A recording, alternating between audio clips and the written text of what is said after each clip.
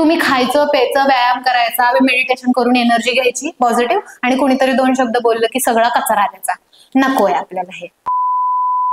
त्यामुळे बाहेरून जे इमोशनली तुम्हाला हर्ट होत आहे त्याच्यावरती एक गोष्ट रामबाण उपाय म्हणजे की तुम्ही समोरच्या माणसाला बदलू शकत अजिबात बदलू शकत नाही. आणि एक समोरच्या माणसांचा राग नाही कीव आली पाहिजे. मी कायम असं म्हणते की एखादी व्यक्ती तुमच्याशी आली आणि उलट सुलट काहीतरी बोलली आणि निघून गेली. एखादी व्यक्ती आली तुम्हाला कम्पेअर केलं, एखादी व्यक्ती आली तुम्हाला जज केलं, एखादी व्यक्ती आली तुम्हाला कन्फ्यूज करून निघून गेली, एखादी व्यक्तीने तुम्हाला कमी समजलं. हे काय आहे तर हे त्याचं प्रोग्रामिंग आणि तो ज्या एन्व्हायरमेंट मधून आलाय त्याचा सगळा इफेक्ट आहे.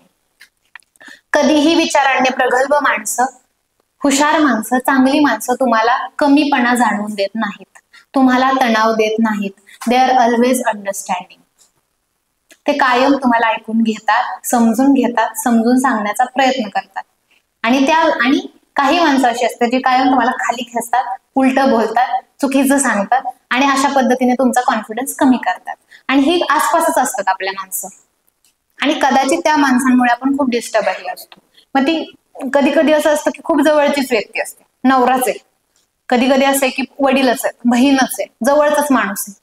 आणि मग त्या माणसांच्या बोलण्याचा आपल्याला इफेक्ट होत असतो आणि आपण आपल्या वैयक्तिक लाईफमध्ये चांगल्या गोष्टी करू शकत नाही. अशा वेळेस एक गोष्ट लक्षात ठेवायची म्हणजे समोरच्या माणसाबद्दल आपल्याला वाटलं पाहिजे की अरे ज्या कुठल्या कंडिशन मधून तो आलाय हे त्याचं वातावरण आहे, त्याला माहितीच नाहीये की चांगलं कसं वागायचं, तो शिकलेलाच नाहीये की हाऊ टू बिहेव पॉझिटिव्ह, तो शिकलेलाच नाहीये की हाऊ टू कम्युनिकेट गुड. तर त्याला कसं कळणार, त्याला माहितीच नाहीये गुड बिहेवियर, मग तो कसं वागणार. असं जर आपण समजलं ती त्याची रिस्पॉन्सिबिलिटी त्याच्या वागण्याची त्याच्यावर दिली आणि तुम्ही नाही घेतली तर तुम्ही खूप स्ट्रेस फ्री राहता. आपल्याला ताण कशाच होतो, तो माणूस माझ्याशी तसं का बोलला, ती व्यक्ती माझ्याशी असं का वागली, ते मला तसं का म्हटले, मग त्याचा सतत विचार करत राहणं. पण ते तसं का म्हटले हे त्यांना माहितीये ना, आपल्याला थोडी माहितीये, आणि आपण त्याचा स्ट्रेस घेतो.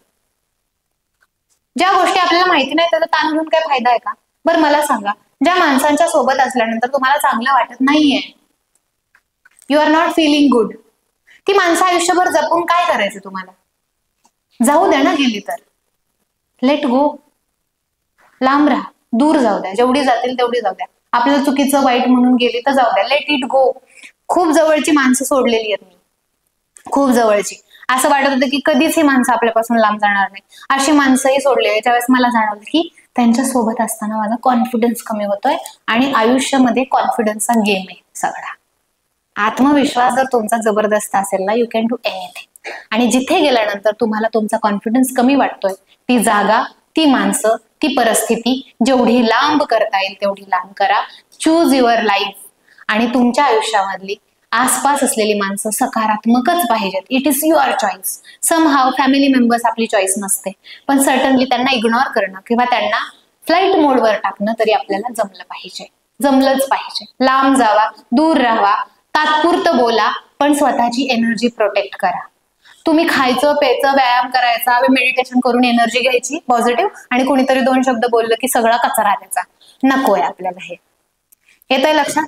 त्यामुळे ज्या आत्ताच्या मित्र, एवढ्या वर्षांपासूनची माझी मैत्री, कसं जाऊ लांब असा करतो पण तो त्याचा मला त्रास होतो. सोडा, आत्ताच सोडा, अजून 10 वर्षांनी सोडायची वेळ येण्यापेक्षा.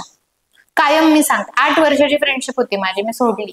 मी म्हंटल माझ्या नाही होते आता, माझा कॉन्फिडन्स कमी राहतोय तुझ्यामुळे, आणि मी सोडलं, ते बंद केले, ती मैत्री तोडली मी. हाय बाय वाले फ्रेंड आहेत आता आम्ही. मग ही गरजेचं आहे. तुमची लाईफ म्हणजे made your life best best best मधली बेस्ट गोष्ट तुमच्या स्वतःसाठी तुम्ही आणून ठेवली पाहिजे. That is called the self love. Protect your self from the negative energies. ह्या जगामध्ये एनर्जीज खूप वाईडली काम करतात, त्यामुळे एनर्जीज तुमची प्रोटेक्ट करा. अभ्यासाचा ताण आलाय म्हणून माझ्याकडे एखादा माणूस आलाय, खूप कमी झालंय. ताण असाच येतो, कोणतरी काहीतरी बोललंय, गर्लफ्रेंडच बोलत नाही, ते काय म्हणतात बॉयफ्रेंडच बोलत नाही, हजबंड असा वागतो, बायको अशी करते, सासू अशी करते, सासरे असे करतात, हे स्टाफ असा आहे, हे करूनच माझ्याकडे सगळे प्रॉब्लेम आहेत. ऍक्च्युअल प्रॉब्लेम फार कमी आहेत लोकांचे. त्यामुळे तुम्हाला सेल्फ मॅनेजमेंट ह्याच्यामध्ये जमलं पाहिजे, आणि ते एकच आहे, जे नकारात्मक आहे, जे एनर्जी खातंय, ज्याने खूप निगेटिव्ह फील होतंय, ज्याने कॉन्फिडन्स डाऊन होतोय, जस्ट गो अवे. लांब जावा. थोड्या दिवस त्रास होतो, ब्रेकअप झाल्यानंतर 3 महिने रडून काढा, मी कायम सांगते. पण जर ते योग्य नसेल तर मूव्ह, लांब जावा. कदाचित खूप बेस्ट गोष्ट तुमची वाट बघतीये, पण तुम्ही तिथंच अडकलाय. ते खिळे हातात धरतो की नाही आपण, आपल्यालाच टोचत असतात तरी पण धरतो. सोडा एकदा, थोडा त्रास होईल, त्यानंतर यू विल फील कम्फर्टेबल. जवळातली जवळ म्हणजे एकदम जवळ व्यक्ती जरी लांब गेली ना तरी त्याचा त्रास फार तर फार 3 महिने ते 6 महिने टिकतो. त्यानंतर यू विल बी फाईन. येतंय लक्षात? त्यामुळे जस्ट लेट इट गो, जाऊ द्या. ज्याला जायचं त्याला जाऊ द्या, ज्याला थांबायचंय तो थांबतो. कुणाला ओढून तुमच्या आयुष्यात ठेवू नका. आणि जेवढं तुम्ही ओढून ठेवणार आहे तुम्ही अडकणार आहे आणि तुमची एनर्जी खराब होणार आहे. त्यामुळे जिसको जाना है उसको जाने दो, जिसको रहना है वो रह जाएगा. ओके, सो सर्टनली आता जो स्ट्रेस आहे, ज्या गोष्टी तुम्ही लिहिल्यावरती माणसाला जास्त क्लॅरिटी येते की नक्की काय प्रॉब्लेम आहे. म्हणून मी तुम्हाला लिहायला सांगते. वेळ जातोय थोडा, पण मला आवटे सरांनीच एकदा सांगितलेलं, मी म्हटलेलं कशाला लिहायच्या तेवढ्या असाइनमेंट, त्याचा काय फायदा असतो.